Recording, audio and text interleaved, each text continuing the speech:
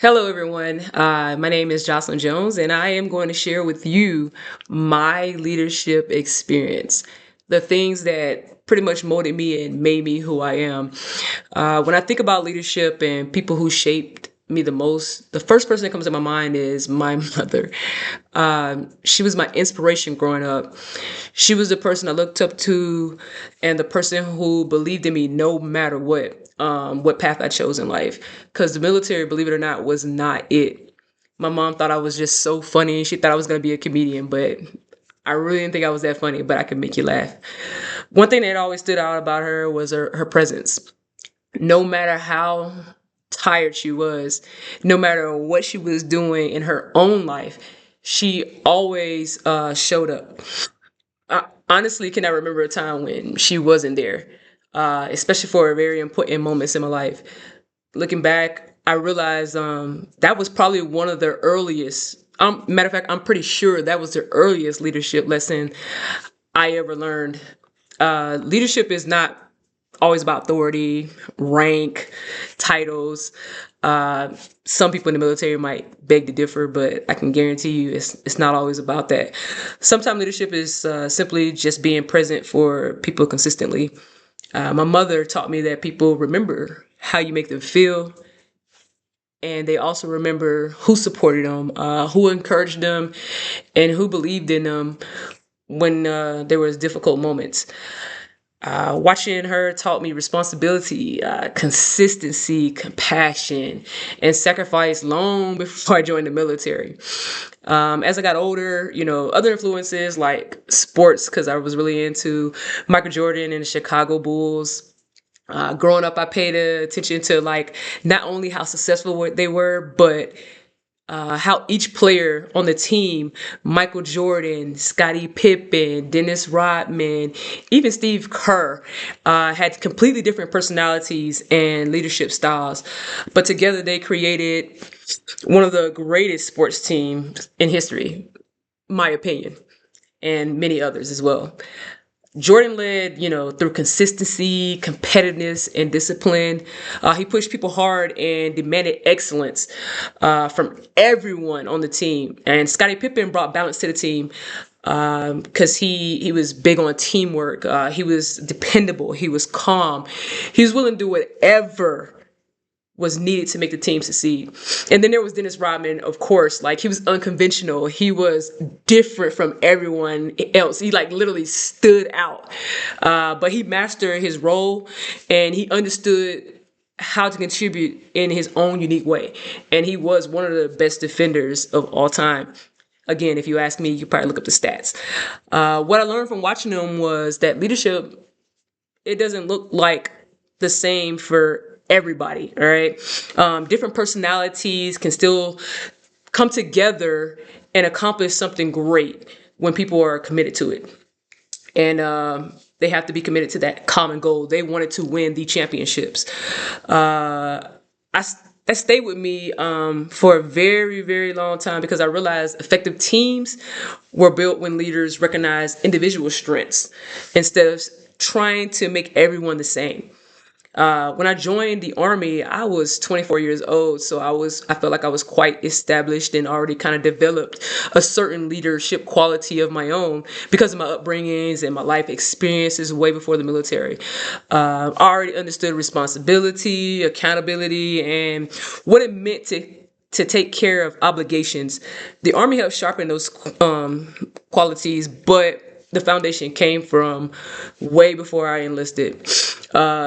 One experience that I had that really like is very sensitive to me, but it was literally my first duty station in Korea.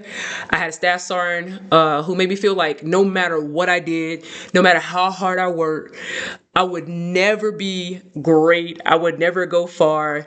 Nothing ever seemed good enough. As a young soldier, trying to learn how to, that's when I'm trying to learn how to grow. I'm looking at this leader, and I'm trying to get an experience, and I'm also trying to learn what type of leader, I want to be, and that affected me deeply. At first, it really messed me up mentally because early in your career, you're still building the confidence and trying to figure out who you are and where you belong. A leader has a powerful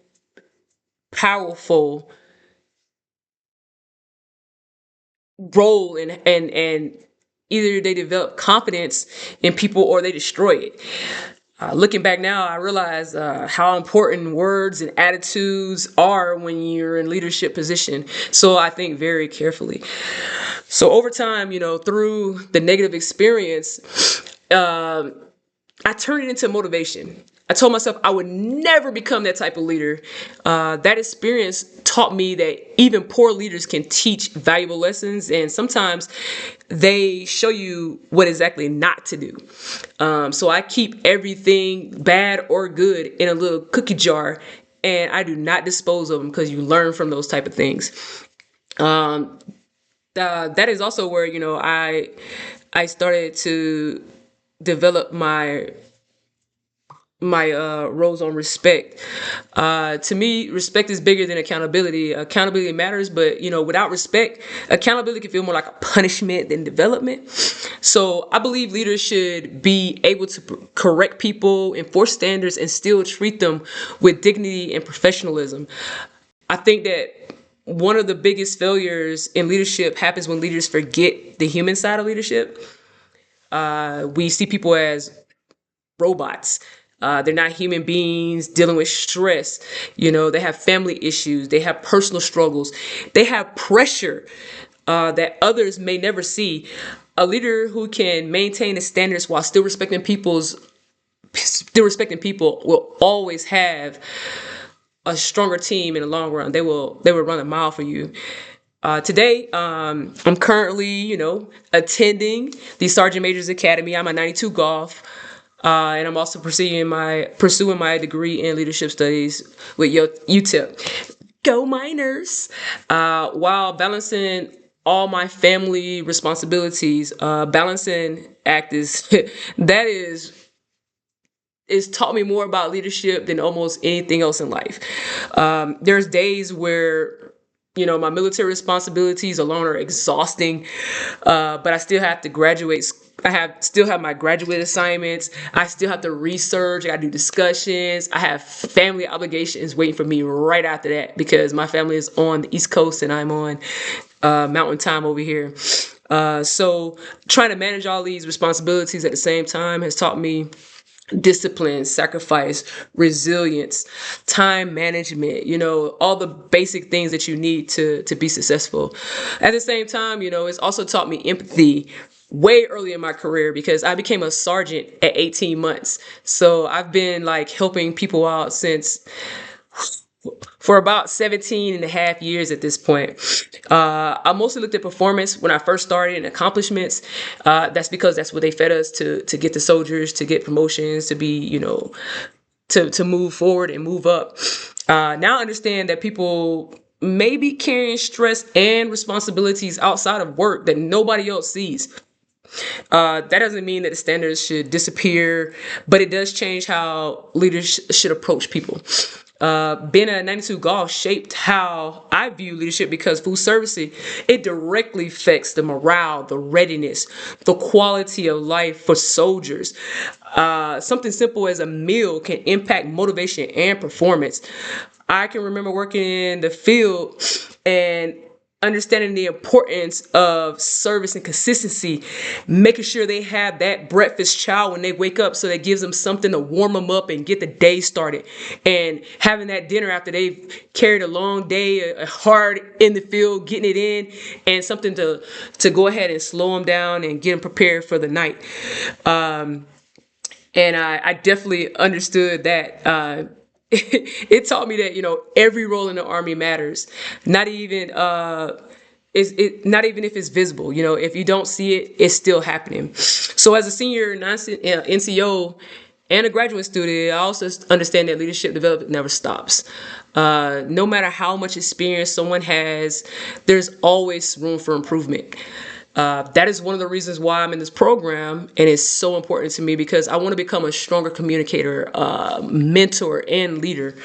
I also want to continue learning how leadership influence organizational culture and team performance. Some of the best leaders I have encountered were not necessarily the loudest people in the room.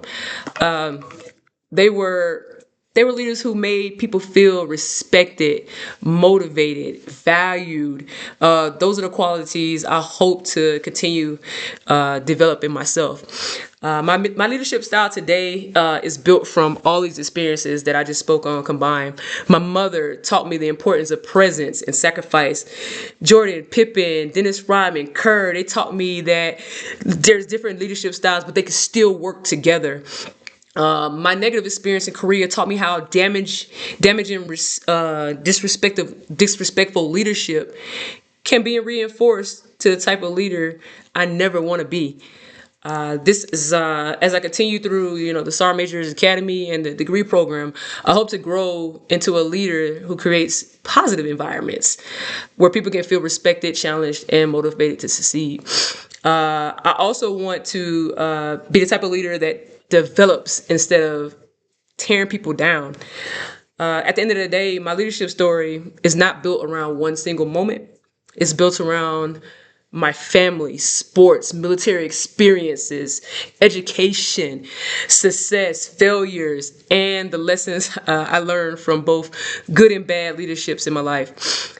All those experiences continue shaping the leader that I am today and the leader that I hope to become in the future. See you on the other end, walking across the stage. Go Miners.